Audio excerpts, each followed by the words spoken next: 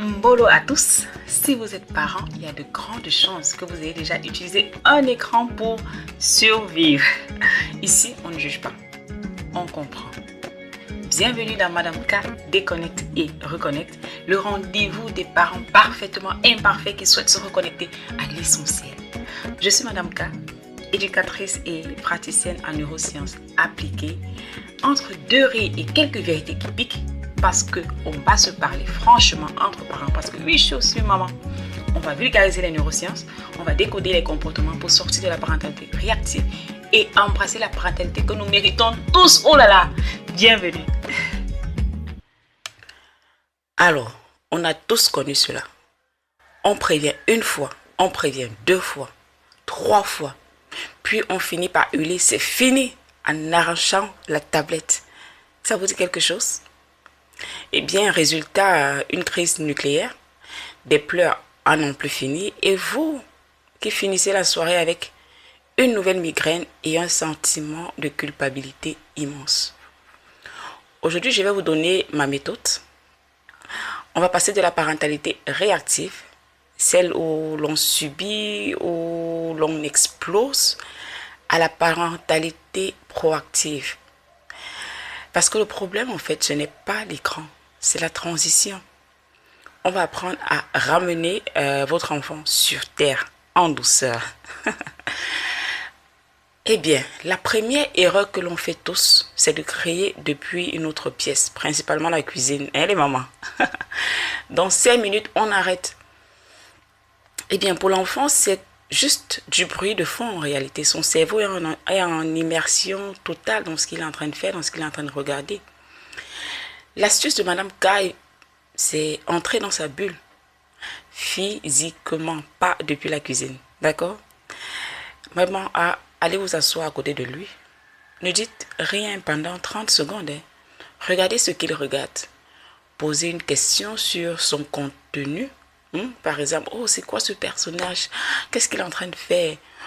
Oh, tu es à quel niveau déjà? Pourquoi ça marche? Vous créez un pont en réalité. Vous validez son plaisir au lieu de l'attaquer. Parce qu'en fait, quand vous lui criez après ou quand vous arrachez sa tablette, c'est une attaque. C'est comme ça qu'il le vit. Quand vous jetterez l'encre à ce moment-là pour le ramener au rivage, d'accord, sur votre propre rivage, il sera prêt à vous suivre parce que vous êtes allé le chercher là où il était. Dans un des livres du docteur Daniel Siegel et Tina Payne que j'adore, The Whole Brain Child, les auteurs y développent justement un concept central qu'on nommerait Connection Before Correction. J'adore. Pour illustrer simplement, en fait, quand un enfant est en hyper-focalisation, d'accord, écran, jeu, dessin animé, tout ce que vous voudrez, son système limbique, qu'on appelle encore le cerveau émotionnel, est dominant. Une interruption brutale, en fait, est perçue par le cerveau comme une menace. Yes. Et donc, sans connexion préalable, le cortex préfrontal, la partie du cerveau justement qui régule et qui raisonne, lui, il reste hors ligne parce qu'il n'y a pas eu cette connexion préalable. Donc, la transition va échouer simplement parce que le cerveau n'est pas prêt. Ici, ce que je vous propose, ce n'est pas une astuce, de plus à trouver sur Instagram. C'est exactement justement ce que montrent aujourd'hui les neurosciences. Un cerveau d'enfant plongé dans un écran n'est pas disponible pour coopérer du tout. Il est en immersion émotionnelle. Si on coupe brutalement, le cerveau active l'alarme. Oh, danger, qui est en train de menacer mon univers? C'est comme ça que le cerveau de votre enfant le perçoit à cet instant-là. Et quand l'alarme est activée, il n'y a plus de dialogue possible. Je suis sûre que vous l'avez déjà vécu en tant que parent. Le deuxième secret de Madame K, les enfants n'ont pas la même notion du temps que nous. Dans 10 minutes pour un cerveau sous dopamine intense, ça n'existe pas. La solution, eh bien, utiliser des repères concrets, un minuteur de cuisine visuelle par exemple. Voilà, ceux-là on met avec une zone rouge qui diminue là. Vous voyez un peu ce que je veux dire. Au mieux accord, je sais pas. J'aime aussi les sabliers. Vous pouvez, si vous l'avez, vous pouvez aussi l'utiliser Quand c'est descendu, on arrête. Ou encore, vous pouvez utiliser un repère lié au contenu, d'accord? Après cet épisode ou alors après cette partie, on arrête. L'enfant doit voir ou savoir exactement quand le contrat s'arrête. Pas de surprise, pas de transition. Et je vous assure, franchement, ne vous dites pas il est trop jeune pour comprendre ça, non. Moi, avec mon fils de 2 ans déjà, je scellais des contrats. Il comprenait, il respectait les termes du contrat. Alors, l'erreur fatale, éteindre l'écran et dire « Allez, va jouer ». C'est comme demander à un pilote de Formule 1 de descendre de voiture et de faire un marathon tout de suite. Vous voyez un peu ce que je veux dire? Vous voyez le niveau d'excitation, de dopamine que quand un pilote de Formule 1. Et là, il descend de sa voiture et vous voulez tout de suite encore le mettre sous. Waouh, c'est intense. Le cerveau est dans choc thermique en fait. Prévoyez une activité de transition, une activité tampon, d'accord? Quelque chose de sensoriel. Vous allez peut-être lui demander de lui donner un verre d'eau à boire, hein, déjà. Il touche quelque chose, il boit.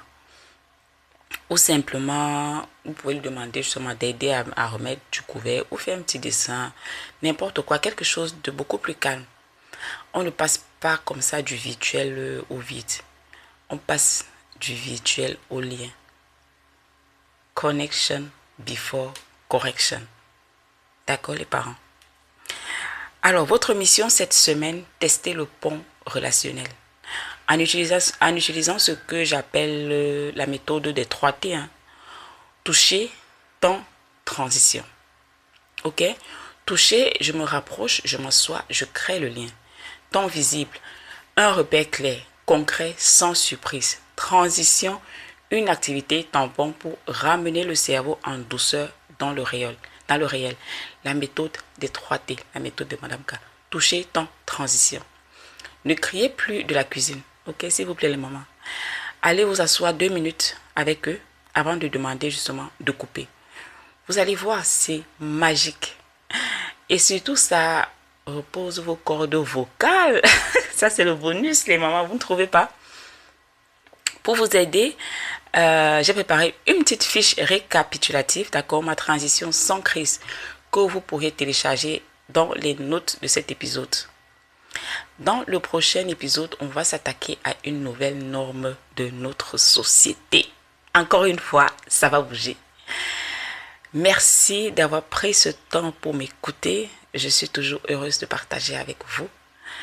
Rendez-vous au prochain épisode et d'ici là,